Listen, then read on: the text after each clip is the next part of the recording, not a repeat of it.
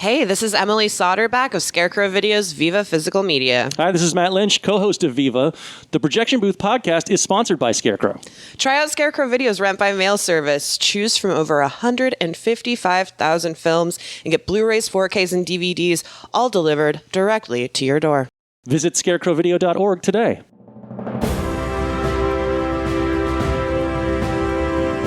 Hold your ears, folks. It's showtime. People pay good money to see this movie. When they go out to a theater, they want cold sodas, hot popcorn, and no monsters in the projection booth. Everyone pretend podcasting isn't boring. Turn it off. Turn it off.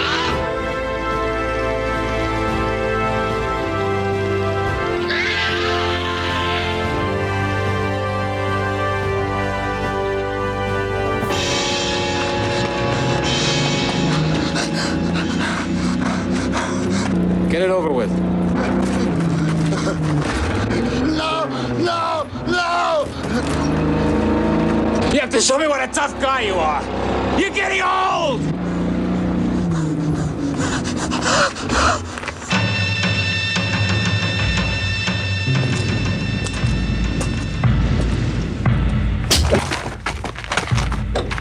Where's the money? Without me, you'll never find it. Where's the money? Where is the money?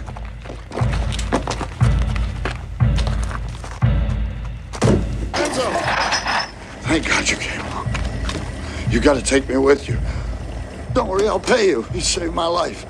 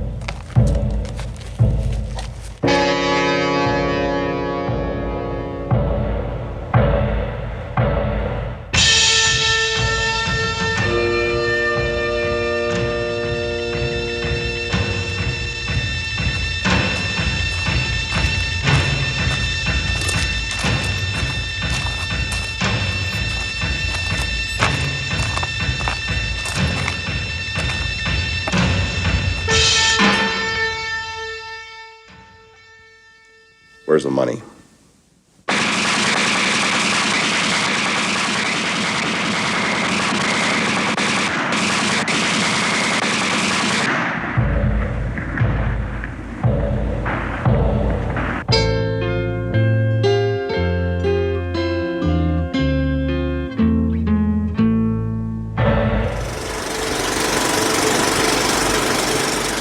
Welcome to the Projection Booth. I'm your host, Mike White. Joining me once again is Ms. Jessica Shires. Hello. Also back in the booth is Mr. Spencer Parsons. Hello. Our look at Westerns continues with a Patreon request from our very own Jessica Shires, Deadlock. Released in 1970, the film was written and directed by Roland Klick. It stars Marquard Bohm as Kid, a mysterious figure who wanders out of the desert with a machine gun and a suitcase full of money and a 45 RPM record. He's found by the always wonderful Mario Adorf as Charles Dump, who takes the money and abandons the kid with some dire consequences. We will be spoiling this film as we discuss it, so if you don't want anything ruined, go track down the film and watch it. We will still be here. So, Jessica, when was the first time you saw Deadlock and what did you think? So I first saw this one just a couple of years ago, actually, and I'm not sure what exactly about this made me go, oh yeah, I really want to see this, other than the fact that it is a Euro Western, and what may surprise people who've heard me cover other things on the show before is, I mostly do like sort of Euro cult horror adjacent type of things, but I love Westerns. I love Euro Westerns from the 60s and 70s particularly. So when I found out there was this West German, a lot of people referred to it in the genre of acid Western. So I was kind of intrigued. So I checked it out, just really liked it, loved the soundtrack, obviously. I really became intrigued by the director. Roland Klick is a really interesting character, and I'm really excited to talk about him and his career. And so, yeah, I sought out his other films after that. And yeah, I just think this movie is great fun. And Spencer, was this a first time watch for you? Yeah, this is a first time watch for me. As I think I mentioned previously, I'm not big on Westerns. So one thing is this is an opportunity for me to step out of comfort zone a little bit. And that was part of why I wanted to check it out. I think it's a very interesting film. I really love the visual style of it. I mean, like, that's what I'm going to go on and on about. And I love the soundtrack by Can, credited here as The Can, the Nine Inch Nails in that one episode of Twin Peaks, The Return. All the music by The Can is great. I actually only wish there was more. I would love, more soundtracking in this movie. So I'm really, really jazzed by the sights and sounds. I will say the plot and characters don't really grab me. And after a certain point, arguing about who's going to get killed over this money is just not my thing. But that said, I went to look up Klick's other work because I was very intrigued by what he's up to visually. So thanks to you guys for inviting me onto this, because he's now a project. I've got to check out these other films that I haven't seen before. I've been aware of Supermarket and wanted to see that for some time. So now that's high on the list because I think he's pretty amazing director. He's also quite the character as well. He's still alive. He turns 87 years old next month. Most of his pieces he actually hasn't, I'm sure we'll get into this later when we talk more about his career, but he has not done that many feature films.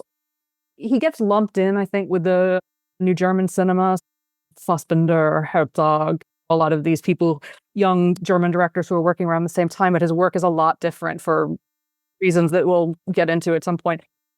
But I will say he does the commentaries for I think all of his films that are commercially available on home video, and he's an incredible raconteur. It's amazing how much he remembers from these movies, particularly his films from the late 60s, early 70s.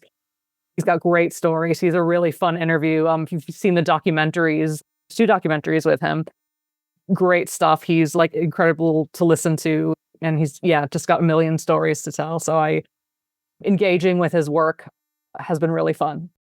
Yeah, this was a first time watch for me as well. I had this kind of on my radar for years and years, and I was just really glad, Jessica, when you asked to cover this, because I was like, okay, great, finally an excuse. I've had Supermarket, Deadlock, I can't remember if I have White Star on DVD, but just give me an excuse to finally sit down and watch these movies. So it's okay. Thank you so much for providing that with me. And I didn't listen to the commentary for this. I did watch Supermarket with not the commentary on, but I had the subtitles for the commentary. So it was nice. I was just reading what he was saying while I was watching it and listening to the original audio. I wish they would do that for more commentaries, whether they were in English or not. Just give me the English subtitles of the commentary so I can just read along while I watch it. But yeah, it was a lot of fun. And I had a lot of fun with this movie. I agree with you, Spencer. There is a point in here where it gets a little long in the tooth. This is a very sparse film. There's only a handful of people in here. While I was watching it, I was reminded of things like Cul-de-sac or even Spirits of the Air, Gremlins of the Clouds, where especially that one, because it's this nouveau Western in Australia, and there's this threat of there's the gunman who shows up at the beginning. There's a brother and sister rather than being a whatever dump is to this woman and her daughter. And then there's the threat of other gunmen coming to town. And you've got this whole thing of Mr. Sunshine coming to town. Love these names, by the way. I love Dump, Kid, Mr. Sunshine. But I have to say, the mom, she's in here, 3 times? And I was really hoping she would be more of a presence. And instead, she's just like shows up here and there. And she's just wild. She looks like, I don't know, Edith Massey of the desert.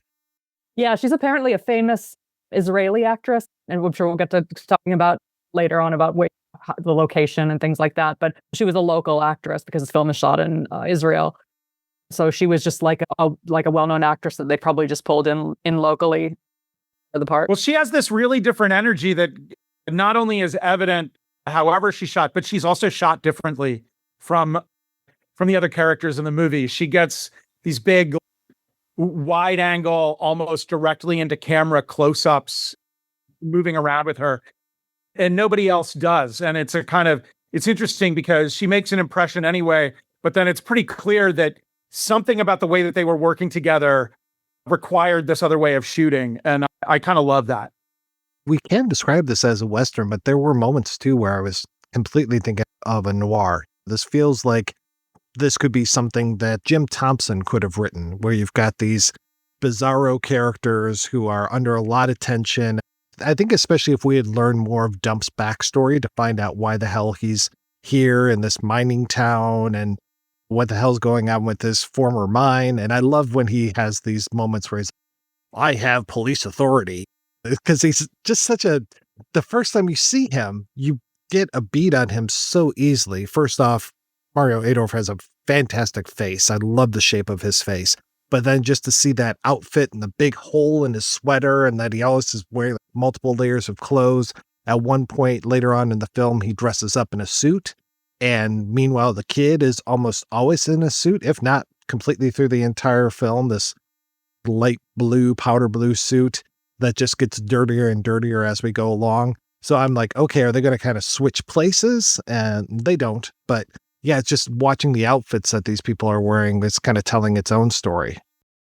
Just to your point about we don't get any of Dump's backstory, I think Klick has spoken in interviews about the fact that he doesn't like to over-explain. And part of his approach is that and this is something that separates him from, I think, the fellow German new cinema directors, is that his approach is to engage with the audience. So he doesn't like to over-explain. A lot of his endings for his films are incredibly ambiguous, this one included, because he wants to have a dialogue with the audience and not just give them everything. So I think part of the reason he spoke about sort of the beginning of this film and how it's just slightly inexplicable, but I think at the same time also echoes a lot of the spaghetti westerns where someone walking through the desert, because we've got this unexplained person in a suit walking through the desert with a machine gun and a suitcase with the sun blazing down, and he says nothing. You don't get dialogue in this movie until at least quite a few minutes in. And then, so he wants to create, I think, this air for the audience to be asking themselves questions about what exactly is happening here, rather than just giving you everything. It's funny. It's a very different movie, but it reminded me of the opening of Paris, Texas, with Harry Dean Stanton walking out of the desert.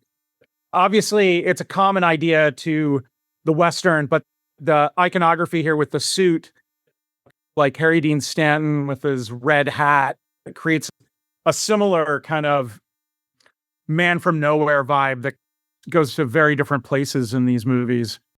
What's that kind of incongruity too? The red hat on Harry Dean Stanton versus this guy who's carrying a machine gun and a suitcase full of cash. Yeah, I just don't know guns that well, but the visual choice of this particular machine gun is great because it's very strange, cobbled together looking weapon. Yeah, Anthony Dawson's as well is it reminds me of the howitzer in The Great Silence, like the sort of weird gun that Silence has. It's just like a, sort of a hybrid of sorts. It reminded me of the gun that Colonel Mortimer uses in For a Few Dollars More, where you kind of put the stock on it and use it almost like a rifle when he's doing those long shots at different things. He's always the dead shot in there. Luckily, not that great of shots in here. There's a lot of times where people should be shot, but they aren't. If you bring down Western to just one historical period, I don't think that that's quite on point. And one thing you mentioned, Jim Thompson. Thompson's novels often have, like Savage Nights, for instance, has a very, Western kind of flavor to it. And a number of noirs deal with rural noir, overlaps a little bit into Western territory.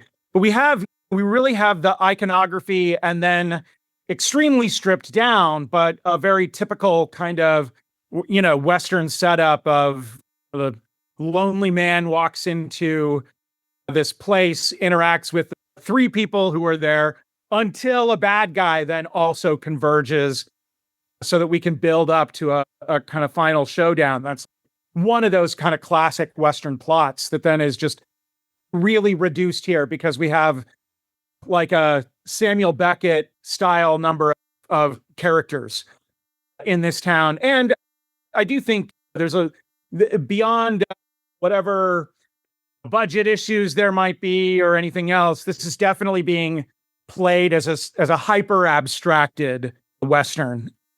And yeah, we get trucks in place of horses, for instance, but it really is about these people introduced into a landscape together and the violence that results from that. And the abstraction is really beautiful for the way that the camera moves with people throughout the film.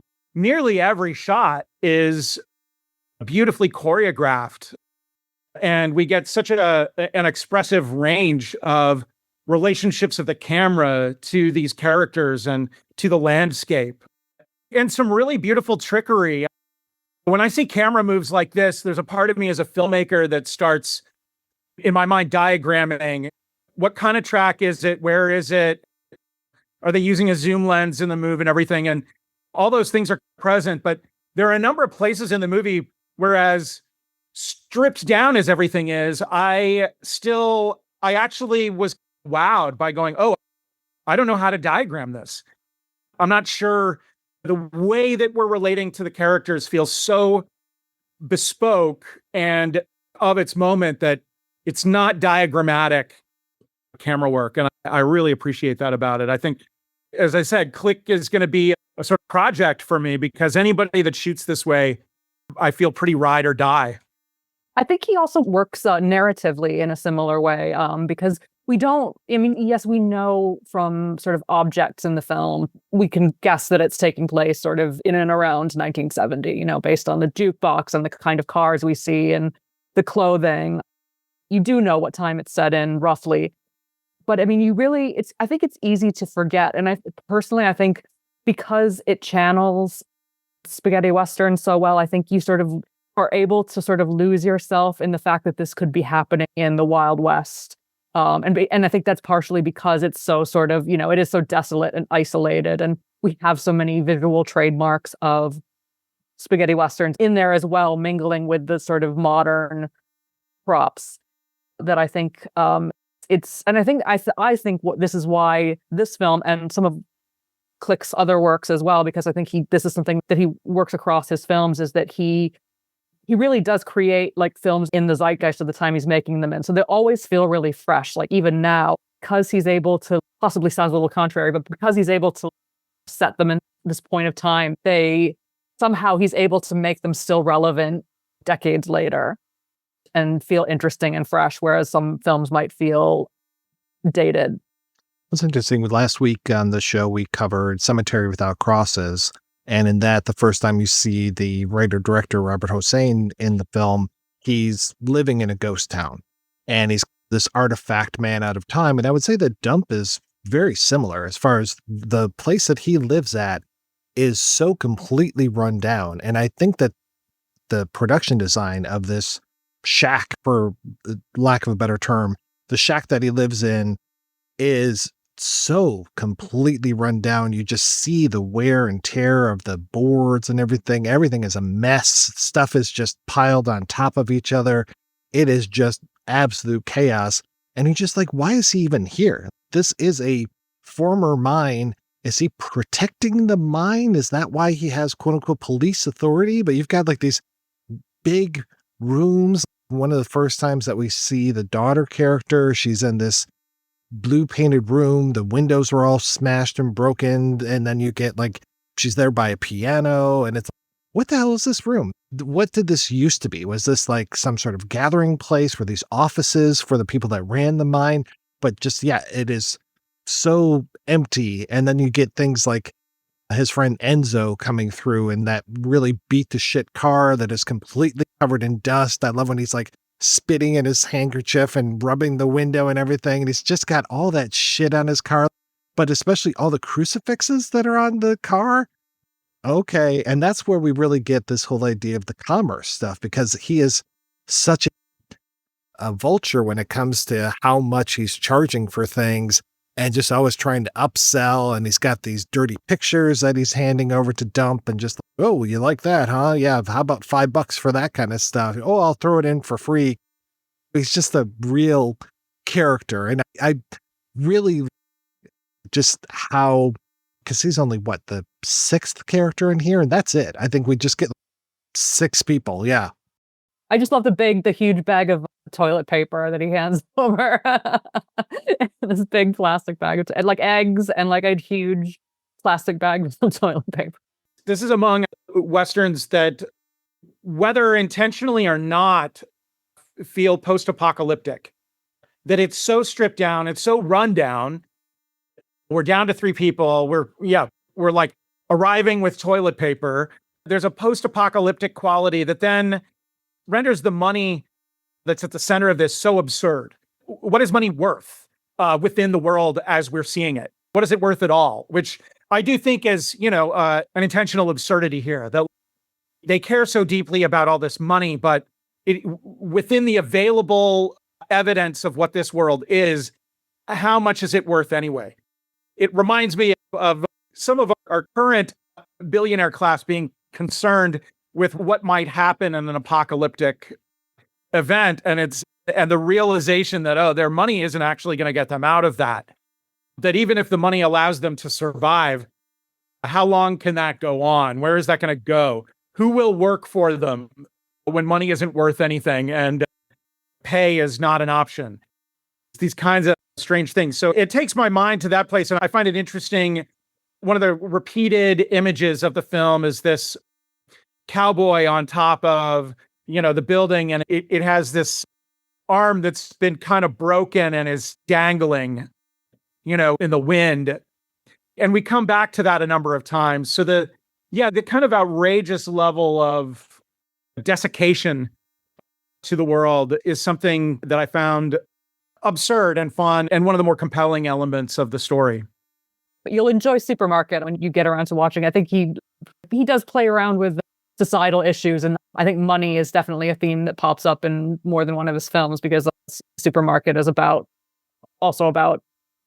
giving too much away, is about money and commerce and economics and class. And I was watching that trailer earlier today, and it was one of those moments of, oh, Supermarket, where have you been all my life? I definitely have to see that. That trailer completely sold me. I love that Dump. He's given so many opportunities to murder the kid, and he wants to murder this kid, but he just can't do it. He's given it a chance with a rock. He tries to with a wrench, and then eventually takes the kid's gun and is just got him dead to rights, but still can't do it.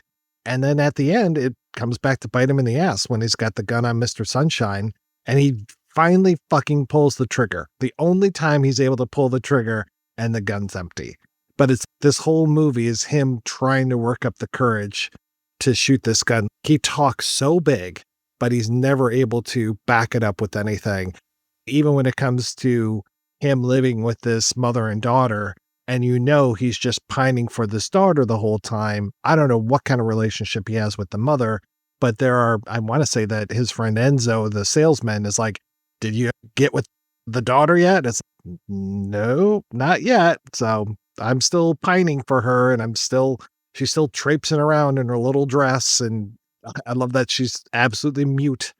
Like, one of these great spaghetti Western type characters where she just never is going to open up her mouth and say anything. And I kept thinking that at the end she would say something, but no, we never get that. Yeah, Maria Adorf really gives an amazing physical performance in this. And I think that's largely due to Klick, because I think this was something that was very important to him and his actors. So I think you see all of the times where he's cowered in a corner, like shaking, wanting to be able to dispose of the kid, like to get rid of him, but he just can't do it. Or when he's about to shoot Sunshine and just he's standing there, and his hand is, he's got the gun pointed at him and he's shaking. He's just like, he's fundamentally quite a weak character. And I think that's why eventually he's, spoiler alert, he's the first to be dispatched, because he just doesn't have the sort of backbone that I think the kid and Sunshine have to just be able to, ruthlessly go after this money at all costs. And he's such a welcome presence. He is one of these actors that I mostly associate with spaghetti westerns, though he's done a whole lot more. But it's funny because, again, going back to last week's film, Robert Hossein worked with him quite a few times, including A Taste of Violence from, I think, 1961, where he's playing a Mexican character, as is pretty much everybody in that movie.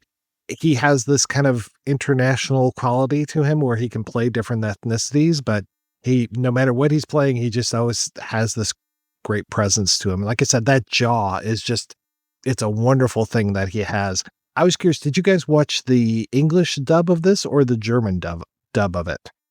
I watched the English, which was interesting.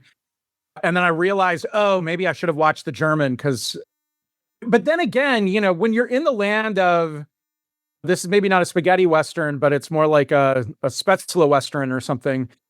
When you're in that zone, I don't think it's necessarily inauthentic to watch the English dub, because this is one of those things that's kind of, part of the deal in producing them. It's an intention, but I rather liked the performances in the English dubbing. I watched the German, so I actually haven't watched the English. Just didn't get around to it. All of this is recorded posts.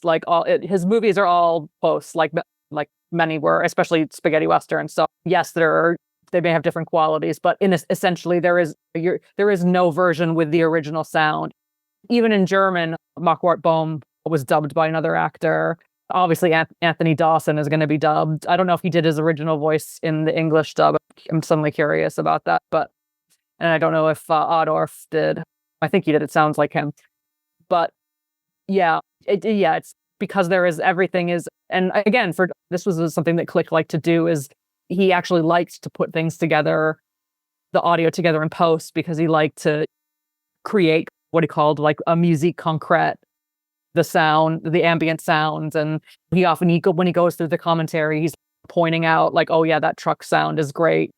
Oh, I love the sound here that we did, or my sound guy did. So crafting the sound, and presumably that including the dialogue, was part of his way he constructed the film. I also watched the English dub. I turned on the German for just a hot second. And for whatever reason, I was just like, yeah, this isn't hit me as right as the English version. So I'm there with you, Spencer, as far as when I'm watching a spaghetti Western, if I'm watching something that wasn't recorded in an original language, we know that so many of those were done completely MOS or just wild sound. Yeah, I'm absolutely fine watching an English dub. I'm not as snobbish as I am most of the time, which is saying something because I'm a pretty big snob. Just before I forget to mention Mario Adorf, R.I.P. He passed away, I think, just last month at 95 or 96. And oh, what a loss. I just was going through his filmography and just, he's in things like The Tin Drum and Lost Honor of Katarina Bloom and everything from art house to Fernando de Leo's crime films and Gialli, and just what a career. I love too, when I was talking about him being such a coward that he can't pull the trigger, he's such a coward that he's hoping that the kid's going to get an infection and die that way, like the slow, painful, awful way, because he's too much of a coward to basically put the kid out of his own misery at one point. The bullet stays in. I can speak a little bit about Klick and his approach to his actors and their performances. And again, this is something else that separated him from German new cinema directors, is that Klick really wanted his actors to bring something of themselves to the role. And it's part of the reason why he cast Mario Adorf. It's part of the reason why he cast everyone across all of his films, is because of what they themselves, be it their personal gestures or just some like quality facial expression that they have, or in the case of something like Supermarket, the lead actor, like similar background as the character in the film. So like what was important to him is what his actors could bring of themselves to a role, rather than someone like Fassbinder, who really just went to like his sort of theater troupe of people who were just, he didn't necessarily, he was more wanted to have this sort of like have someone throw themselves into a role and like kind of their own persona to disappear behind it. Whereas Klick was just the opposite, where he cast people for what they themselves as an individual could bring to the role. What's funny that Adorf was in Lost Honor of Katharina Blum, because I don't associate him with German stuff, as opposed to the kid who is just Fear Eats the Soul, Kings of the Road. Is just like, okay, yeah, definitely big in the German scene.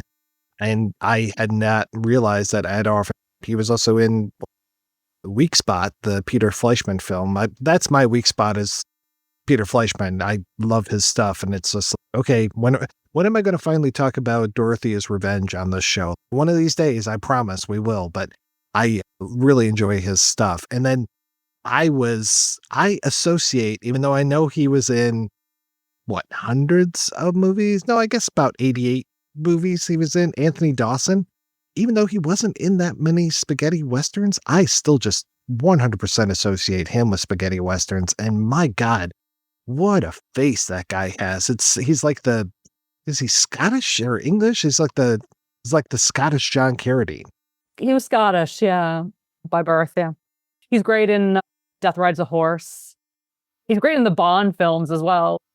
He's a Bond baddie, and he's in Dial M for Murder, and he was working in Rome actually when this film was being cast, and I don't know what film if they were in a film together, but he was recommended to Klick by Mario Adorf, who I guess knew him either from a film or from just it being in the film scene at the time. So that's how Dawson came to be cast as Sunshine. The costumes in this are quite simple, but I just think they're so well selected. I really love Mr. Sunshine's kind of, he's wearing a raincoat as like a duster, and under that he's got like this sort of modern like black shirt and pants, but yet somehow it just completely works as like a costume for a character in a spaghetti western. So again, I think there's that parallel. Yeah, so I just love it. I just think there's so many great details in general in Deadlock that I think make it for me personally. That hat, it's not a cowboy hat, but it's as close to a cowboy hat as we're going to get in this movie, and it just really works so well. I like the appearance of the kid in this movie, because while he's like 29 at the time that they made it, so he's definitely young, but there's something not just weather beaten, but even as he kind of cleans up a little bit through the movie, there's something seedy about him. He's the kid, but there's a strange well of experience of something, of feeling a little bit beaten up by life, even though he's still really young in the film, that I appreciated about it. Actually made it, a very kind of true Western in that way. The landscape beats you to hell. And one thing that I track in Westerns is how sunburned are people and when. And there comes a point where Dump is extremely and alarmingly sunburned, near the end. I'm hoping and praying that's makeup and not the real thing, because it looked extremely painful. But yeah, there's this real sense with very well-selected costumes, well-selected actors, but then with the detail of feeling totally part of this extremely blasted, rundown, small, I don't even know if town fits, but this little mining village that they're all running through. Basically, it was finding this location that was what made him decide to basically do the film. He had the embryo of the plot kicking around in his head, and he traveled around to Almeria and Tunisia, and some other spaghetti westerns were shot. And then someone recommended that he go to Israel, and he came across this point in the Negev desert, I think it was, and he basically just, I think he camped out there for like a few days and was just like, this is it. Like, this is where I need to do this film. Obviously, like in a very sort of inopportune time, because this movie was shot like right after the 6 days war between Israel and Jordan, I believe. So basically there was still all this sort of tension geographically and between these two governments, and basically they're shooting in what's still a kind of hot sort of war zone under the protection of the Israeli military.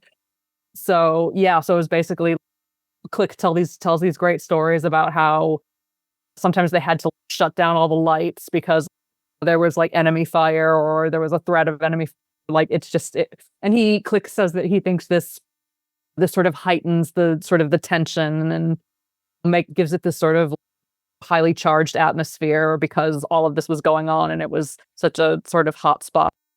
Well, yeah, very hot spot. I love how the sun is used in this film, especially in the beginning when he's walking through the desert and you get those close-ups or the shots of the sun. And then what's obviously, to me anyway, like a white light with somebody like going across it with something. So it gives this strobe effect and everything. And that our antagonist is called Mr. Sunshine. And I love in that early exchange between Dump and Sunshine, when Dump actually gets the upper hand on him and pulls the gun out of the truck and he's going to shoot Sunshine. And Sunshine is the one who's walking forward and Dump is moving backwards because, again, he's scared for his life. And I love how Antonio's his Italian name, where, yeah, he just does this little wave with his hand. It freaks out Dump every single time that he does it. It's just such a little tease move that he's doing. It's so great.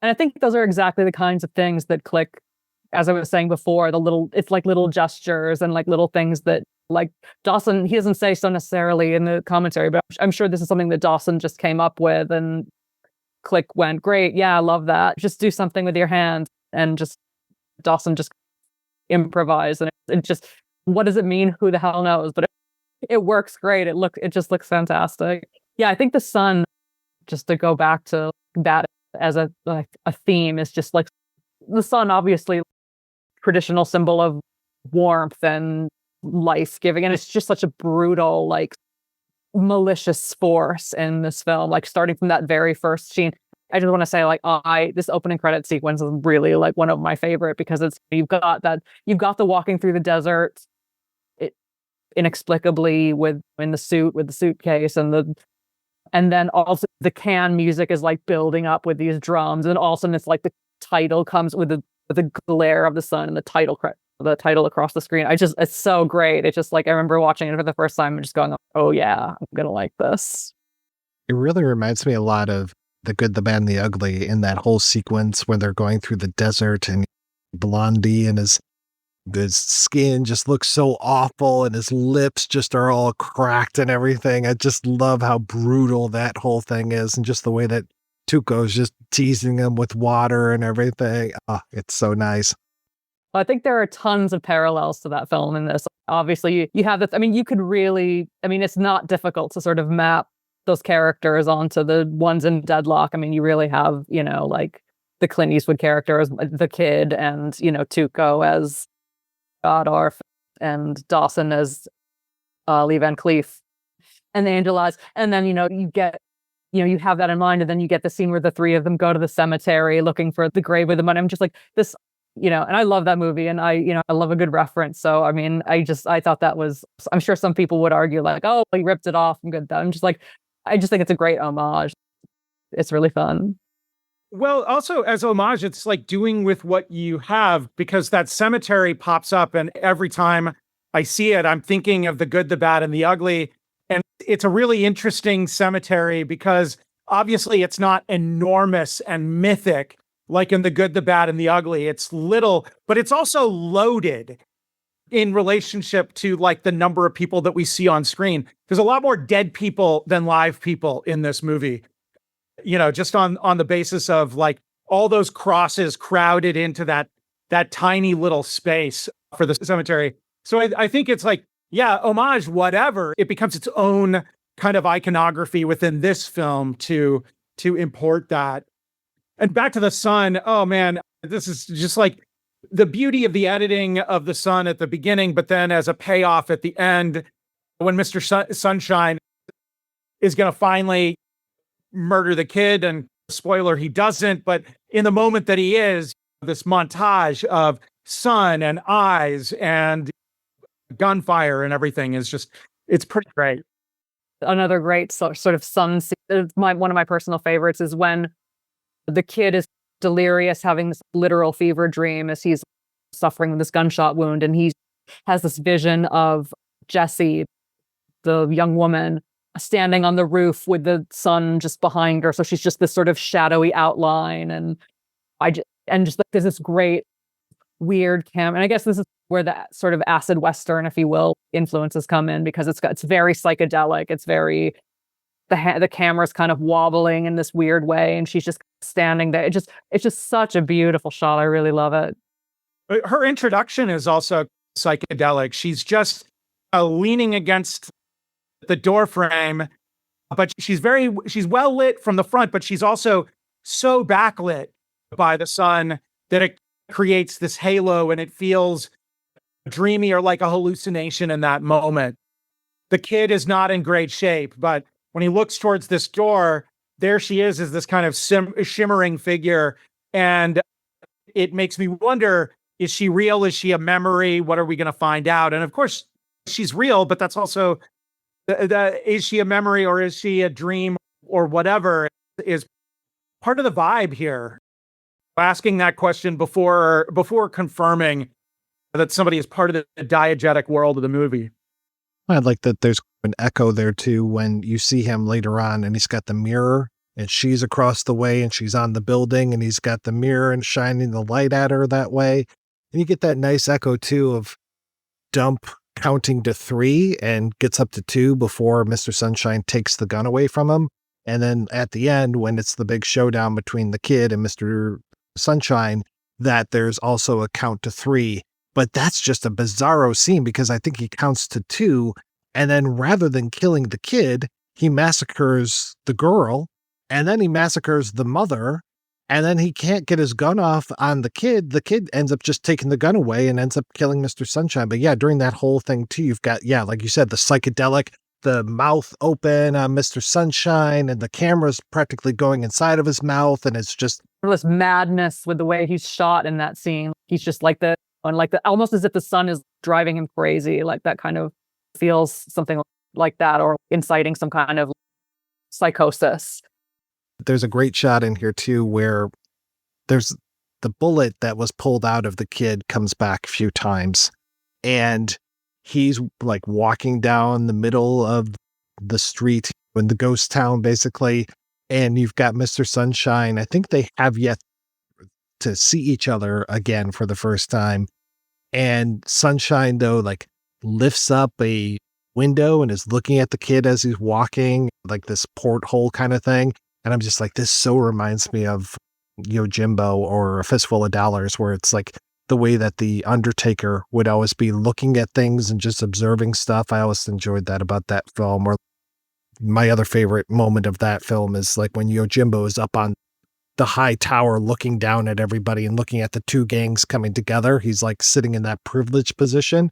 There's no privilege for Dump. He is just like, he's so powerless, especially by the time you've got both the kid and Sunshine in there. He's just like on the outs completely. I think the only advantage he has is he knows where the money's at. And you're right about the way that the mother is shot. Just that it's very different than everything else. It feels very handheld. And even though she's interacting with the other characters, a lot of times it feels like she was just there on her own. I'm trying to think if we see a lot of 2 shots of her with anybody else. I think there's a little bit of a dance that she does with the kid, or she does that strange thing of whipping her breasts out and chasing him along. And he's just like, oh, I want no part of this. I mentioned psychosis just a little bit earlier, but there is like with this is not a very feminist No, film. it's not. I don't think it reflects his personal views, but it's not necessarily one that I think feminists will find a lot of value in. Because, yeah, so like, I'm forgetting her name now, the older female character, the mother of the younger woman, she's like half crazy. She apparently used to run the town bordello. So that's like kind of a little bit of her backstory. And, her daughter is presumably the offspring of some encounter she had, possibly with Dump, possibly with someone else. Dump, I think, sort of disavows this and says like, oh, she's not mine or whatever. But I think there's some ambiguity there. And then, Jessie is just mute and seems to be being fed like psychotic drugs by or psychedelic drugs by she like Dump like pulls a bunch of pills out of her mouth at one point. She never speaks, obviously. She's just sort of clearly like not quite all there, but yeah, so there's this kind of like sickness that runs through, like, at the very least, the female characters in the movie, which is like an odd touch. I think her name is Karina. It's like everybody's got a little bit of a title, and I was trying to look this up yesterday, and I never did figure it out. It's like and I don't speak German, so this is going to be horrible. Die Klette Schlachtel, and I'm like, I have no idea what that is. Because everybody, like Jessie, the girl, Enzo, something or other, Kid, the young killer, and then for Charles Dump, it's the rat. As if Dump is not enough. Oh, it's the stripped box is what it comes back as through translation. So, yeah, Karina, the stripped box. I don't like the sound of that. I'm going to stay away.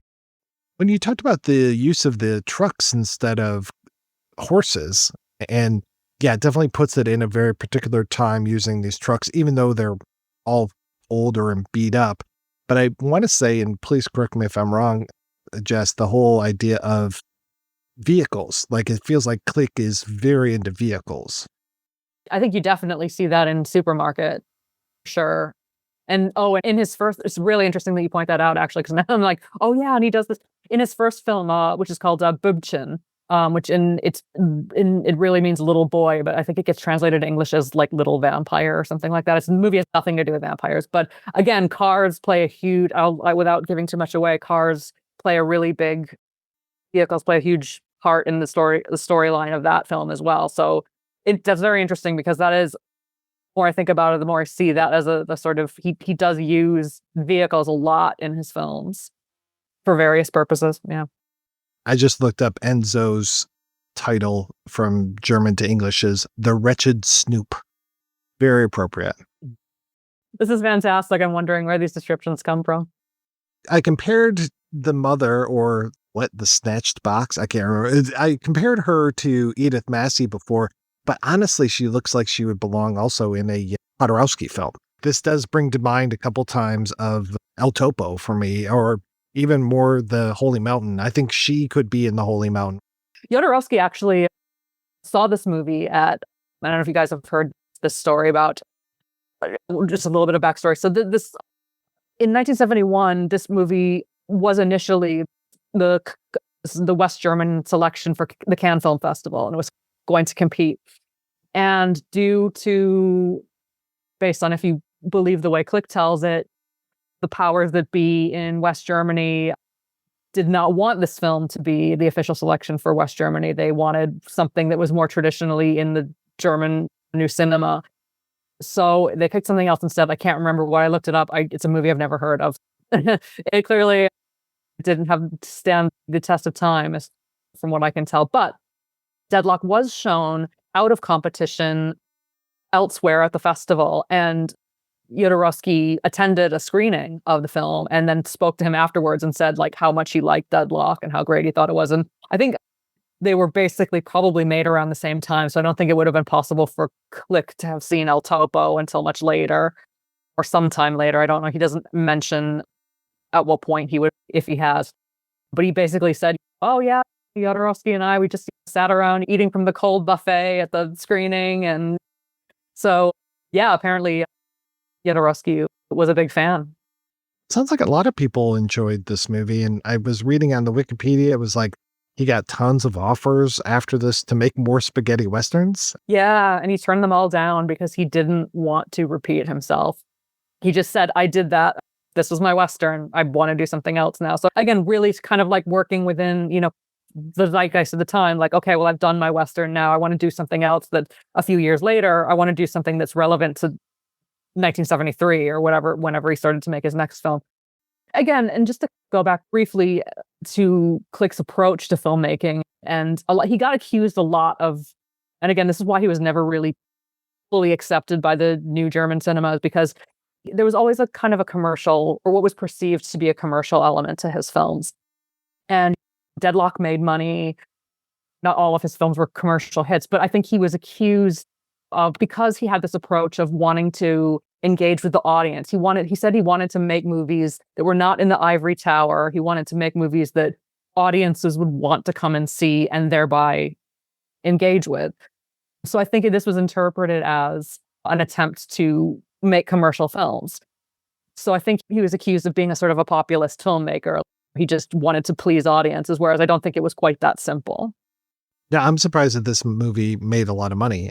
It's just so peculiar for me. I mean, I enjoyed it. I think I really enjoyed it. And for me, one of the most fun scenes is the scene that kind of reminds me of a Western the most.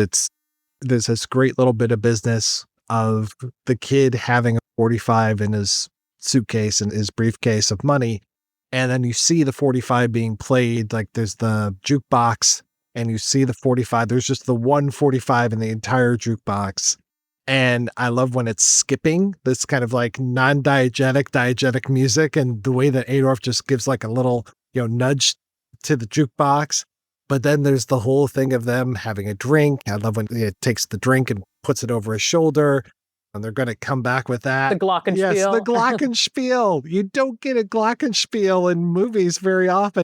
And it so reminded me of like Bugs Bunny and Yosemite Sam when he's got the piano wired up where if he plays the right note, it'll blow up in his face. No,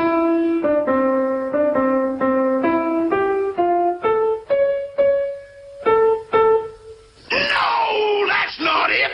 Try it again.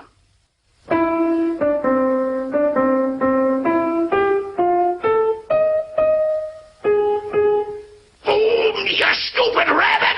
Like this.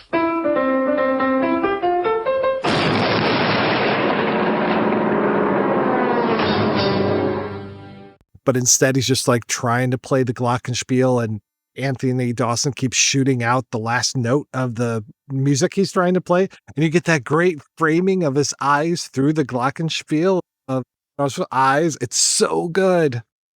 Just to go back for a second to the skipping in the record, it reminds me of being in in Lock Groove in a record. And it kind of channels the title of the film as well. It just like a sort of an unending loop.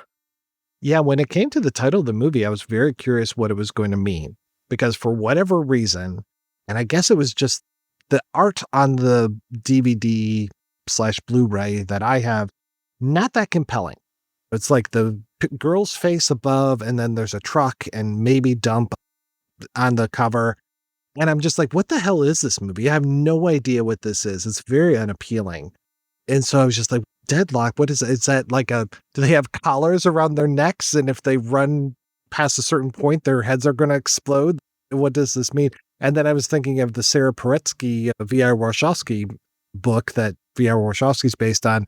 And that's about the Sioux locks up here in Michigan. There's an explosion, so they have a deadlock. And I'm just like, what the hell? And then, yeah, I made a joke about the Bruce Willis film. I can't tell you how many movies there are called Deadlock. And I'm just like, all right, is it just loggerheads where it deadlocked in something? I actually picture, and again, to go back to Good, the Bad, and the Ugly, it's a sort of there's like a sort of figurative interpretation of the scene in the cemetery where they're all kind of pointing guns at each other. And there is that literal deadlock of everyone's got a gun pointed at the other one. So where are you going to, their characters are deadlocked from making a further move. This is what it made me think of anyway. The alternate titles apparently that Klick considered were Bloody Sunshine and Showdown. I think Deadlock sounds much cooler, personally. I think it's a great title. I'd like to talk about the soundtrack just a little bit, because this is one of the things that is different for a Western, whether contemporary or not.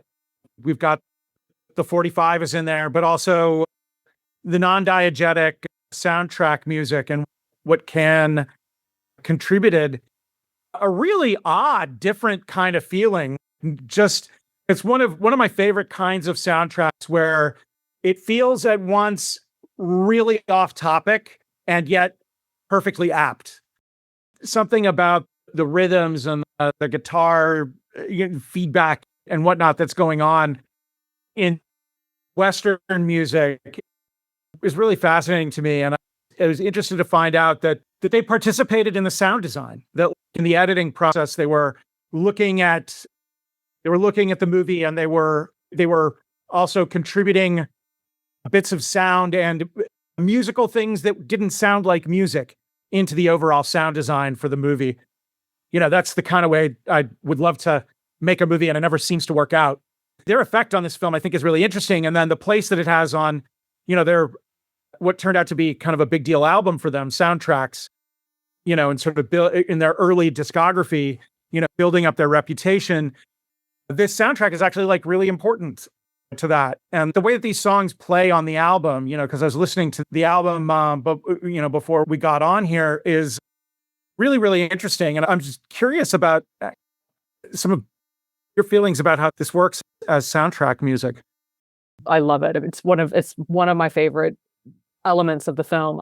Just to shed a little bit of background. So Klick himself is a musician, and I think he initially wanted to do the score for the film, but they decided, I guess, in the editor, in fact, when he was putting it together, basically said, I think you need some different music. And, he recommended Can, who were not like well-known at all at the time. They were just a German band. So like Klick met with them, and that's, they kind of came up with what sounds like a very collaborative process, came up with the score. I love the fact that the track that's heard on the jukebox is a tango. And apparently he had, he told Can, he said, I want a tango, which is just, again, why in a Western, why, I don't know, but it's great. And it works perfectly. And so like Can listened to like 40 or 50 different tangos, and that's how they came up with a Tango Whiskey Man, which is a great track. Yeah, I know. I wish they had done more music for this film. Like, I wish it was like a full like score. But we've got these 3 tracks that are all wonderful, and it just makes you want more. It reminds me a lot of the and I mean, I guess both in the fact that it's an acid Western, and also that it has this kind of psychedelic rock soundtrack, is Matalo, if you know that movie. Just that combo, I absolutely love it. I just think for whatever reason, it works. I mean, I think part of the reason why it works is because when these films, some of these, especially some of the slightly later spaghetti Westerns, were kind of trying to channel youth movements, and the kid is clearly representing post-hippie kind of youth movements, even Baader Meinhof kind of stuff that was going on. I think that was a way, and in Matalo as well, in the cost, even though it's a traditional spaghetti Western, they have this psychedelic element to their costumes and stuff. Then by adding that layer of psychedelic rock on top, really drives home that sort of point in time that they are, and just that kind of the whole psychedelic kind of elements and culture that were going on at the time.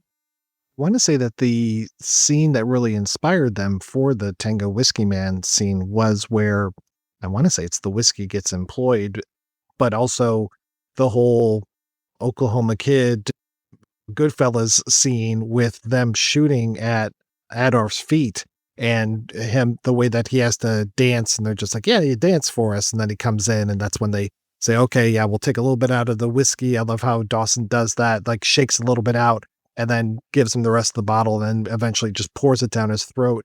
Though I have to say that the pouring of the whiskey down the throat, very oral rape at first, just the way that the bottle is being placed and that it's being forced into Adolf's mouth. That was Forgive me for being the guy who sees that. It feels really yeah. violent. Yeah. And oh man, there's a great, and I don't think they're doing it anymore, but and what sucks is that they had just started on a whole krautrock series because they love to do series. There's a podcast called No Dogs in Space, and they're one of my favorite music podcasts, if not like the only music I guess I listen to Morris's, but it's such a great music podcast. They get so in depth, and they did a whole series. They didn't go past Can, but they did a whole series on Can. I think they did 4 or 5 episodes, and they dive deep. Like, they put me to shame with the way that they dive into stuff.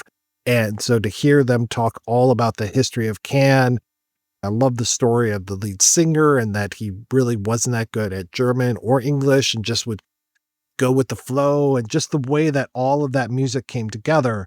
Such a great thing. And it feels, it felt, I don't want to say feels, but it felt like there was a little bit of a Renaissance a few years ago when it was like, I kept hearing Vitamin C in different movies between Inherent Vice and The Gentleman had it. And I was just like, oh, this is great. But we've actually talked a little bit about them before on here because they did the soundtrack for Deep End, the Skolomowski film. Mother Sky, yeah, it's such a good track.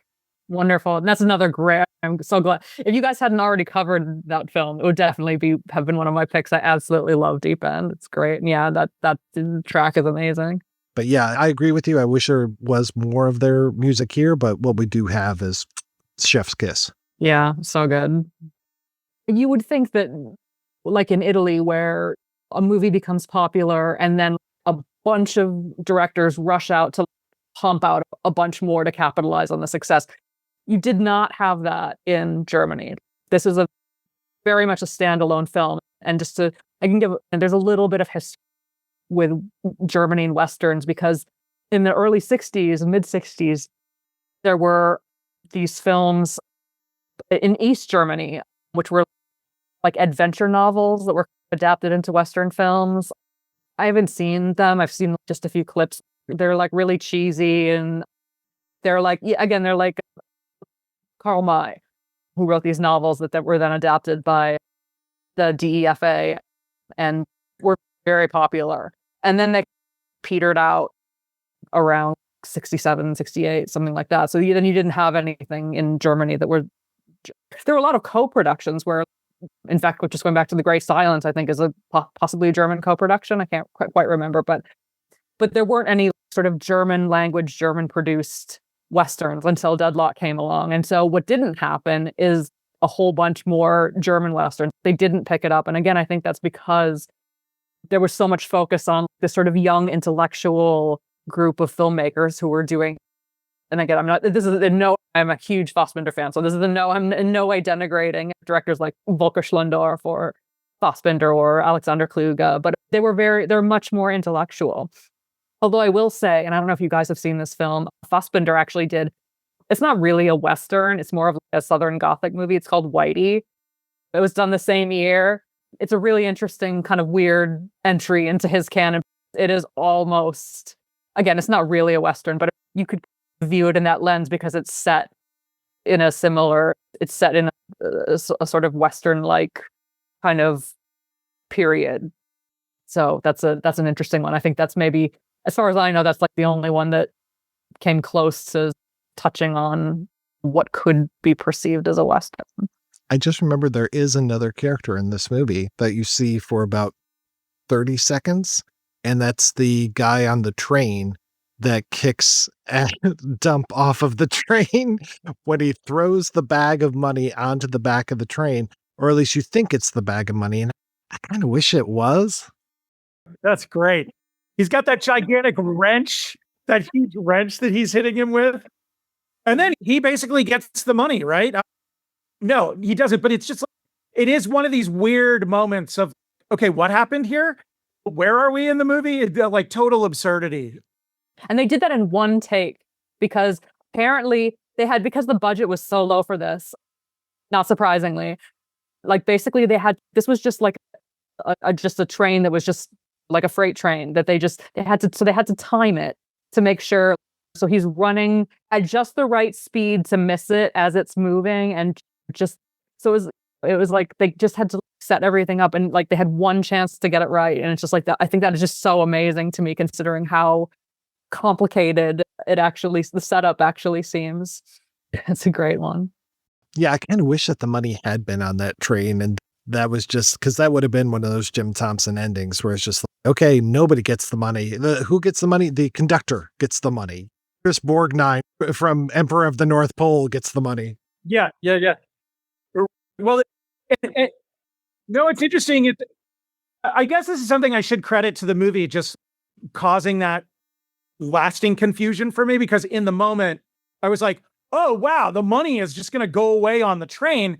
And then it turns out, no, that it doesn't. But there's enough of a weird fake out of what exactly is happening, who's got the money, who's going to get away with it at that point in the movie that yeah, it remains, the feeling of it remains in my mind, like it reminded me a little bit of the guy on the train who sends him away. I don't know if you've seen Emperor of the North. Ernest Borgnine's character comes in and dispatches hobos that are trying to hop the train with a hammer.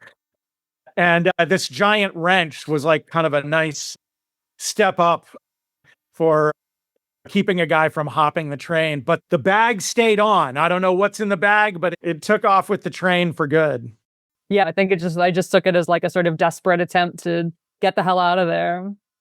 Yeah, and you mentioned absurdity, and I think the absurdity of the one shot that it takes to destroy Enzo's car, because at one point, right.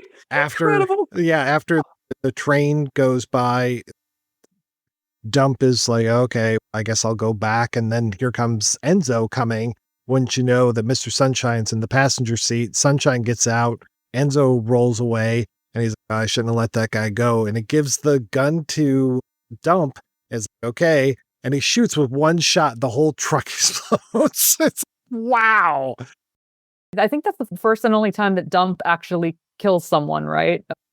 So yeah, it's sort of his, friend of all people. And maybe I'm just too big of a fan of Black Shampoo. Everybody can accuse me of that. But after Dump gets hit by the truck and he's dispatched by this truck, I was just like, when's he going to coming back? He's got to come back, right? He's going to show up at the end with an axe and take out somebody. Why is he not coming back? But no, he never comes back. So it's just such a big bummer for me because Dump was kind of my favorite character. Yeah, I know it happens. It's towards the end of the film, but it's still like enough before the end of the film that it feels, something about it feels a little premature. But yeah, I don't think it occurred to me that he would come back, but I think you could see a version of the story where he comes back. And I think it would actually just work perfectly. It would fit. If he had crawled across the desert or whatever, yeah, just this long trip back.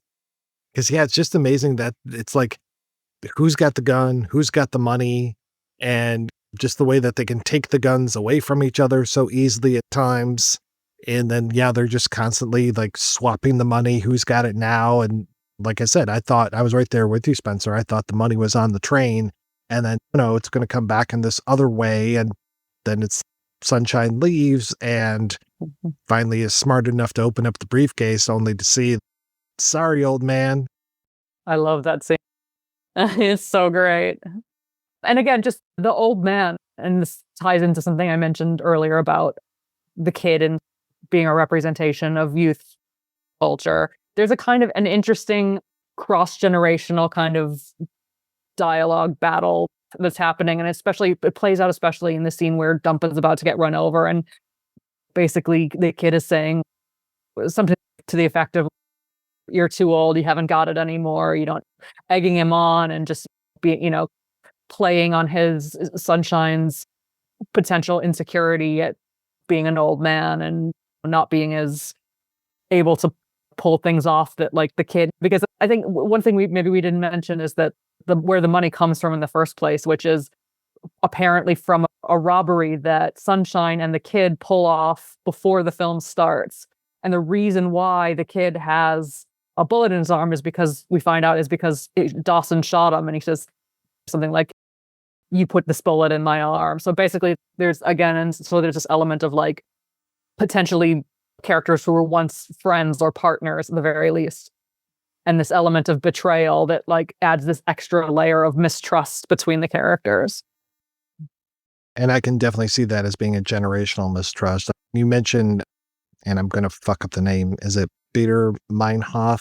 Bader Meinhof, yeah. Bader Meinhof, and just, these political movements that were going on at the time. I totally thought, okay, the kid wants this money to fund some sort of terrorist activity. I was just like, this. Yeah, that I could easily have believed something like that was in mind at the time. I think that this whole idea of the younger generation and just the way that, by the end of this movie, it is so nihilistic. Everybody's dead, right? It's just other than the kid. Every person that we've met in this entire film, other than the kid, and I guess the conductor now, are just dead.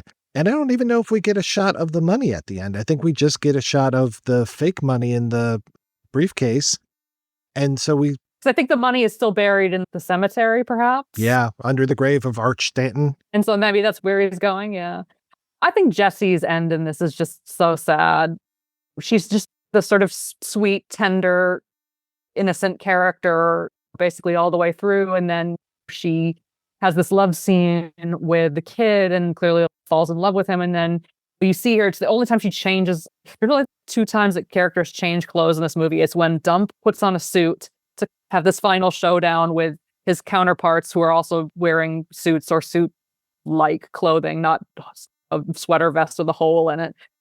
And Jessie, who is wearing this sort of blue floral dress throughout most of the film, and then she changes and she's barefoot through most of it. And then you see her at the end with her suitcase, and she's in this pink dress with shoes on, trotting out with her suitcase, ready, like waiting to be taken away by the kid. And from the look of it, Sunshine as well. And they're just like, no.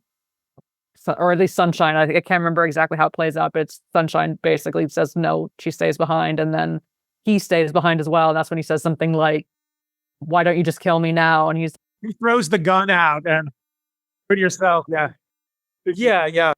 Get exactly what the line is. Like, why do I left you my gun, do it yourself. Such a great line. So yeah, and then they just mow her down at the end with not a feminist film. I think it treats all of its characters fairly nihilistically, to be perfectly honest. So I don't think it's necessarily Klick being one-sided in terms of how he has approached the gender of his characters, but it's grim all around. But it is particularly sad, and because she's the only, maybe the only redeemable character in the entire movie. And she's great. Masha Robin, who did not appear in very many films, and like she basically, Klick tells a story that he like met her when he was like playing music in a club in Munich, and they became friends, and then he didn't see her for like a number of years. She was like very young at the time, and then thought of her again when he was casting for Deadlock. And I think Mike even included this Duchamp film, this documentary about the casting of Jessie, where this big casting call was put out and many women tried out for the role. And then in the end, he didn't pick any of them. He picked Masha Robin, who he just remembered and then went to visit, like tracked her down at her mother's house and realized that she was the perfect choice for the character and cast her. I think she'd only been in maybe one other film around the same time. And she was in World on a Wire by Fassbinder. She was in Werner Schrader's Salome, and maybe a handful of a couple of other things. And then she basically, around 1975, she retired from films and never acted again. I'm very curious. She has 2 credits on IMDb, which I'm curious if they are her or someone else with the same name. There's 2 writing credits, Children of the X-Files and Gemini Encounters. That's probably her, yeah, because I do know, and again, Klick explains this, is she lives in Los Angeles now, and she's a writer and translator, so that it probably is her, but she definitely didn't appear in any films after that. And because she's still around, I'm slightly disappointed that we don't get an interview out of her, because I would love to hear her side of what making this film was like. I don't know, maybe she just doesn't want to. I tried tracking her down. so far, nothing. So if the miracle happens before I put this episode out, I'll let you guys know. But so far, crickets. With a writer-director, you get one less interview. And then also with 2 or 3 of the stars being passed away. Yeah. And I don't know if the train conductor's still with us or not. You never know. I love how dire the end of this movie is, that it just cuts to black with the canned music playing. There's no credits, no end card, nothing.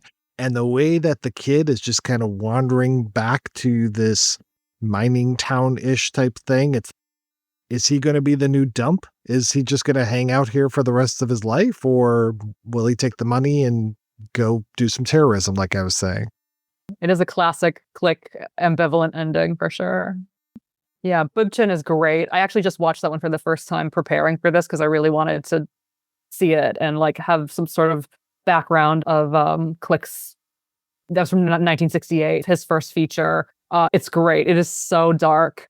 It's about, just briefly, it's about and again, this is Klick taking from things that were going on at the time, is basically a little boy who possibly accidentally, possibly intentionally kills his little sister. So just to give you an idea of like, it's very sort of dark source material, and it came from Klick reading about like children who kill, like around that, like there were some high profile news stories about like children who killers at the time, and that kind of inspired him to write this story. But that one is great. I've not seen White Star. From what I hear, make a great double feature with Baxter, the Belgian film. Oh, I don't know that one. Oh, that's a good one. You should definitely check that one out. Oh, okay. Well, yeah. It's a boy and his dog, and the boy he's pretty twisted. So yeah, I highly recommend it. Yeah, I haven't seen White Star either. Yeah, it sounds like it was a complicated, just to give everyone listening a little bit of backstory. It's got Dennis Hopper, early 80s. So, he was doing a lot of coke at the time, and that made the filming. The film is basically like the dates are between 81 and 83, because I think his performance and his, like Klick was saying, like he couldn't even act more than 2 hours without like having a meltdown, and so it was very hard to get the film completed. So I think it's basically like, I would want to see it for myself to judge personally, but it's kind of considered a failure. Also interesting to note is that Klick was originally the first choice director for the movie Christiana F. So he was involved in like the casting and again, this is sort of something similar to what he did in Supermarket. Is he went around to like the Bahnhof Zoo, and like talked to like teenage junkies, and like really wanted to like cast people who were part of this world and give it this elements of realism. And for whatever reason, he got into a bunch of disagreements with the producer and was eventually kicked off the project. But it would have really been interesting to see what he would have done with that story, I think. So that was kind of sort of a missed opportunity for him. And then so he went on to make White Star, and then he made like one or two more features that are like quite hard to track down. And then he just stopped making films altogether and just taught and did writing and stuff like that. So basically, like, he stopped making movies around like the end of the 80s. So he does have some early films, which I haven't seen. I'd also really like to see those. He considers this short film, Ludwig, that he made in 1964, I believe. He considers that his best film. It's like a black and white film about like a village idiot. It's like 2 characters. It's very minimal. Just like there's a trailer on Vimeo that you can watch. But he considers that his best film out of everything he did. And like I said, he doesn't have like a huge filmography, but which is a shame, because I think if he didn't, but because he had such a singular vision about what he wanted to do and how he wanted to do it, that he self-financed a lot of things. So a lot of times he just had trouble coming up with money to materialize projects, or he just turned down things. Apparently Steven Spielberg, I think, wanted to work with him at some point after Deadlock. And he had opportunities to go to Hollywood, and he just said no. He just didn't want to do it. It was he felt, again, that you could really use this as an argument against people who want to say that he was a commercial filmmaker and all he wanted to do is make money in popular movies. Is he had plenty of opportunity to make money hand over fist and make huge Hollywood movies, and he just said, I'm not going to do that. This is one of the things that's interesting about fiction narrative film as an art form, and it goes across different national cinemas, is that what makes somebody an outsider, as you were mentioning, insider versus outsider, someone can even be an insider, but if they have the wrong attitude, by which I mean the willingness to go make something that you're not as interested in, so that then you might have the chance of making something, the one for them, one for me plan that a lot of people have when they're trying to make more personal kinds of projects. That's actually a kind of thing that can land you as an outsider, no matter how inside or how well you can command the mechanism. That's really interesting about him. And I think, and about it, a number of filmmakers, it's extremely rare to end up in a kind of David Lynch sort of position of only making really personal kinds of projects, only making the things that you really want to after a certain point in your career, and having a mechanism around you. But even in that case, we know sort of infamously from post Inland Empire, David Lynch, he had a number of projects, and one infamously with Netflix, Wisteria, that, just sort of fell apart. But, you have these very few examples of filmmakers who can really only work on the personal projects. And then others, I think like Klick, the way that you're describing his career puts him as an outsider simply because he's approaching this a little bit more as an artist and as a personal filmmaker. And that no matter what national cinema you're working in, the mechanism is too big for a lot of people to do that.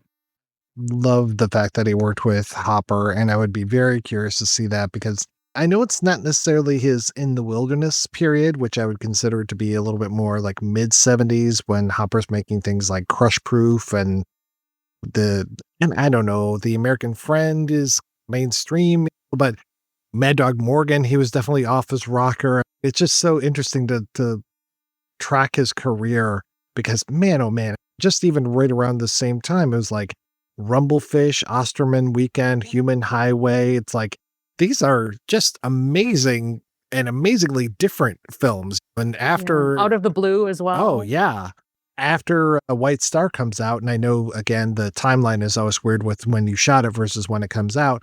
There's one called Inside Man, where he's a submarine or something, where it's like based on a real incident of a Russian submarine that was in Swedish waters. I'm just like, okay, sure. Yeah. Let me track that one down and try to see it.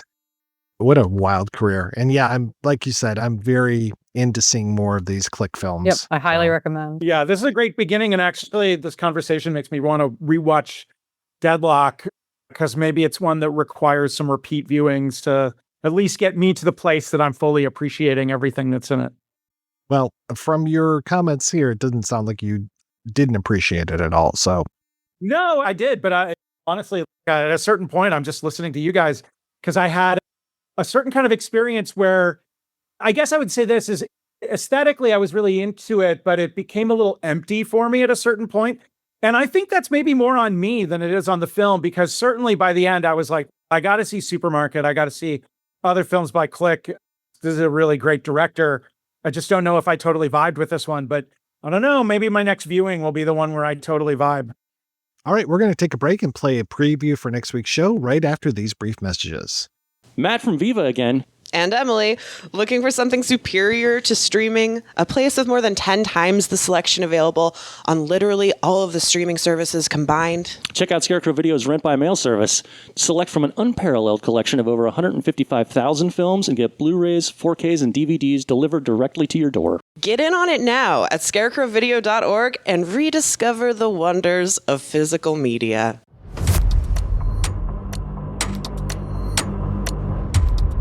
You're Macklin. That's right. Name of your contact. He's a collector. Big deal. Put your hand flat on the table. You're finished, Macklin. The outfit's gonna pay me money for my trouble. I figured $250,000 to make things right. You're nothing but a goddamn heist guy. Go around sticking up banks. What kind of operation is that? Men like you and Eddie and the others, can't let things be. You can't leave people alone. Eddie's my brother. I owe him something. You'll be shot down like he was, like a dog in the gutter. Before, when we started, I didn't give a damn. Now I'm scared I'm gonna get my ass shot off. I want him dead. Can I see your operator's license? Hit.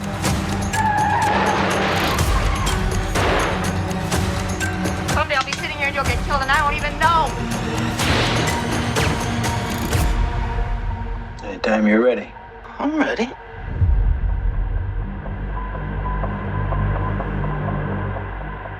That's right, we're taking a little break from Westerns and talking about The Outfit in a celebration of the new Blu-ray release, which features a commentary track from Jedediah Ayers and myself.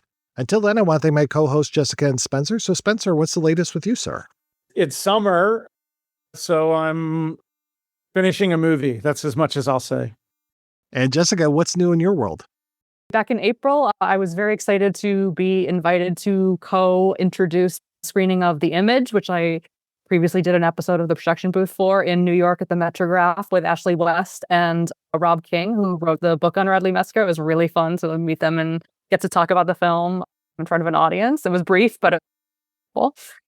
And then later, I guess this is going to go live in July, it'll probably be the same month, but I was on Sam Deegan's Eros Plus Mask cast to do an episode with her, and I won't say what it was about. I'll leave that to you. Be a surprise, but it was a great time, and I loved. Obviously, Sam is wonderful, and it was a great time just getting to talk with her about one of our mutual favorite filmmakers.